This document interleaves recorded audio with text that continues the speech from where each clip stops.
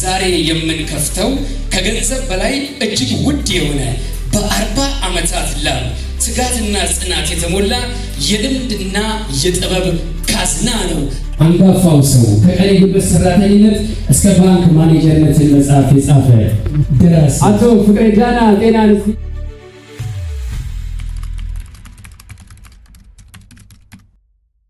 እግዚአብሔር ካላከበረ ማንኛ ያከብረ? እግዚአብሔር ሲያከብረ ሳክ አንተ እግዚአብሔርን ስታከብር ትከበራለህ። ይሄን ሰው እንዲማር። ስለዚህ ዝቅ ብለህ መስራት ማለት መዋረድ ማለት እንዳይሆን ክብር እንደሆነ ሰው ከዚህ መጽሐፍ በጣም ተሰራችሁ ባላችሁ እናመሰግናለን።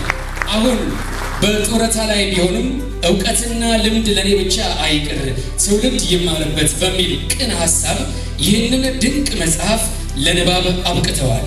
ይህ መጽሐፍ ተስፋ ለቆረጡት ብርሃን ነው፣ ለጀማሪ ሰራተኞች መመሪያ ነው፣ ለባንክ ባለሙያዎች ደግሞ የክብር መዝገብ ነው።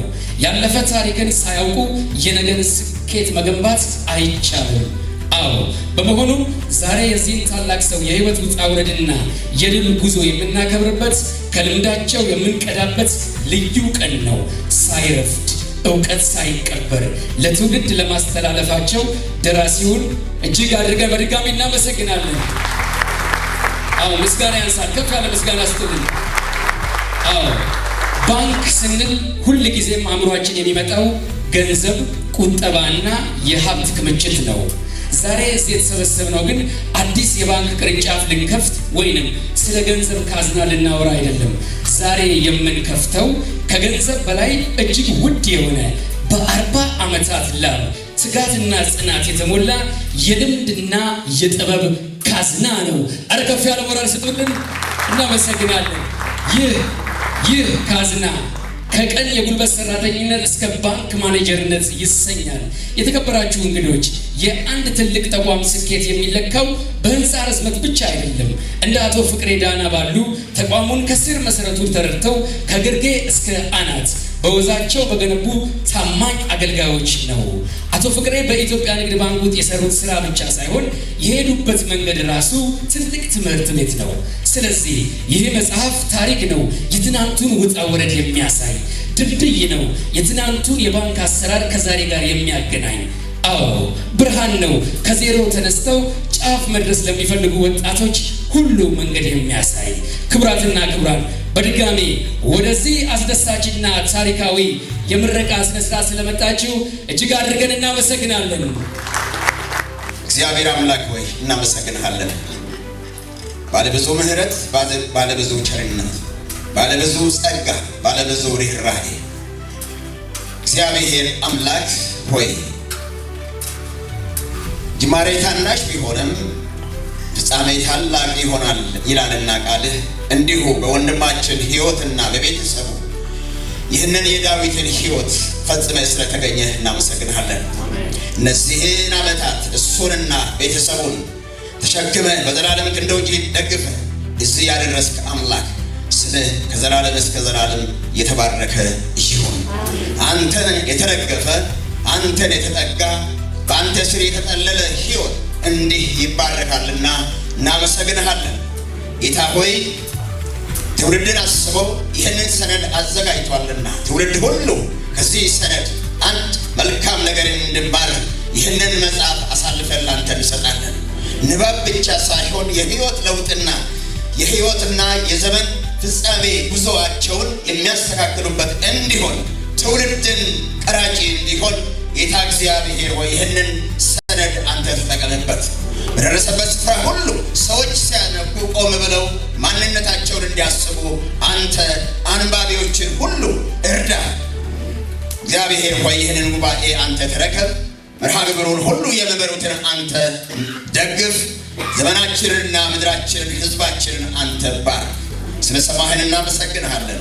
በጌታችን በኢየሱስ ክርስቶስ ሕያውና ዘላለማዊ ስም አሜን። እኔ በነበርኩበት አርባ ልጅ ውስጥ በሚሰራበት ለሲያዴተ ከታች ከተላላኪነት ጀምሮ በሚሰራበት ጊዜ ስራ አስኪያጅም ሲሆን ያው ነኝ፣ ተላላኪም ያው ነኝ፣ ማዕከለኛ ሰራተኛ ምን ያው ነኝ። ምን ማለት ነው? እኔ በኃላፊነት በተቀበልኩበት ቅርንጫቴ ውስጥ አናጺም ነኝ። ከፈለኩ ግንበኛ እሆናለሁ፣ ከፈለኩ አናጺ እሆናለሁ፣ ከፈለኩ ደግሞ ጽዳትም እሰራለሁ። ይሄ ምን ማለት እንደሆነ ጽዳት ሰራተኛ ስራ ባገባበት ቀን በቆሸሸ ጠረጴዛ ውስጥ ደንበኛ ማስተናገድ ስለማይቻል እንደ ጽዳት ሞኝ ይሰራል። ይሄ ክብሬን አቀነሰ። እንዳው ምን ሆነ በብዙ ደንበኞቻችን የህዝብ መካከል ውስጥ ክብሬን ነው የጨመረ። ለኔ ያላቸው ክብር ጨመረ። ምክንያቱም ብዙ ሰው የማያደርገው ነገር ነው እና በአጠቃላይ መጽሐፉ ይሄ መጽሐፍ ለሚያነብሰው ከውስጥ ብዙ ትምህርት እንግዲህ የአቶ ፍቅሬን መጽሐፍ ምስክርነትና የአቶ ፍቅሬን ህይወት ምስክርነት ለመስጠት ማንም ይዳዳው ሰው የለም። ቦልድ ሆነን መነጋገር በደንብ እንችላለን። ለምን እኔ እንኳን አጭር ዓመትም ቢሆን 9 ዓመት ነው ከተዋወቀን። በዚህ 9 ዓመት ውስጥ አቶ ፍቅሬን አልፌ ቤተሰቡን፣ ወንድሙን፣ የትዳር አጋሩን፣ ሙሉ ቤተሰቡን በቅርበት አውቃለሁ። በህይወቴ በጣም ሰው እንዲህ መሆን ይቻላል የምትለው አይነት ሰው ማለት ነው። ሰው እንዲህ መሆን ይቻላል ስንል የሆነ ፓርት ለማስደሰት ብቻ ከሄድን የምናሳዝነውም ሰው ይኖራል። አይ የሆነውን ፓርት ደግሞ ልናሳዝን ስንሄድ የሆነውን ፓርት እናስደስታለን። አቶ ፍቅሬ መሀል ላይ ነው ማለት ነገሮችን እንዳመጣጡ የሚፈታ እንዳመጣጡ የማይታች ሰው አይደለም። ቅር የማይለው አይደለም። ቅሬታውን የሚሸከምበት የሚሄድበት መንገድ ጥበብ አለው። ይሄ ጥበብ ከእግዚአብሔር ነውና እግዚአብሔር ይመስገን። እኛ ደራሲያን እነን ጨምሮ ወንድሜ ለትውልድ ሀሳብ ቢያንስ ህንፃ ለሀገር ጠቃሚ ነው። ሞሪ ባለቤትነቱ ለልጆቹ ነው የውርስ ህግ የሚፈቅደው።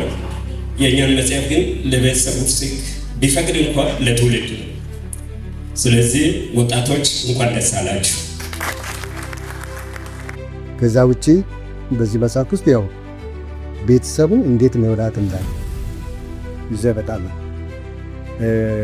መጽሐፍ ውስጥ በጣም የተገለጠው ትልቁ ነገር ወጣቱ ሁሉ መማር ያለበት ትዳር የመሰረተ ሰው ሁሉ ወይም የሚመሰርትም ሰው መማር ያለበት ቤት ውስጥ ያለ ስራ የልጅና የሚስት ነው ብሎ የሚያስቡ በጣም ብዙ ሰዎች ስላሉ እነሱ ከዛ እንዲወጡ የቤት ውስጥ ያለው ስራ የጋራ እንደሆነ ቤት የሚቆመው በጋራ እንደሆነ ልጆቻቸው ደግሞ ውጤታማ ሊሆኑ የሚችሉ ባልና ሚስት ሁለቱ ተጋግዞ ሲሰሩ እንደሆነ ሌሎቹ እንድማሩ ነው። እዛ ውስጥ በጣም ብዙ የልጆች የቤተሰብ አቶ ፍቅር ከሱ ቤት ወጥቼ ለቢሮ እንዲቀርበኝ በሚል 205 ቀበሌ ውስጥ አቶ ሰለሞን አበጋዝ የተባለ ግለሰብ ግቢ አንድ ሰፊ ክፍል ነገር ግን መሬቱ አፈር የሆነ ቤት ተከራይቼ ነበር። በራሴ ወጪ 30 ብር ከፍዬ መሬቱን በወቅቱ በአዋሳ ከተማ የተለመደውን የቅርጮ ሸክላ የሚባለውን አስገብቼ መብራት መስመር በማስተካከል ለማገዝ ከመጣው ጓደኛዬ አቶ አወልና አቶ ጀማል ገለቱ የተባሉ የቴሌ ሰራተኞች ጋር ቤቱን አሳምረን የቤቱን ዕቃዎች ቦታ ሲዘን ደክሞን ስለነበረ ሻይ ለመጠጣት ወደ ከተማ ወጣለን።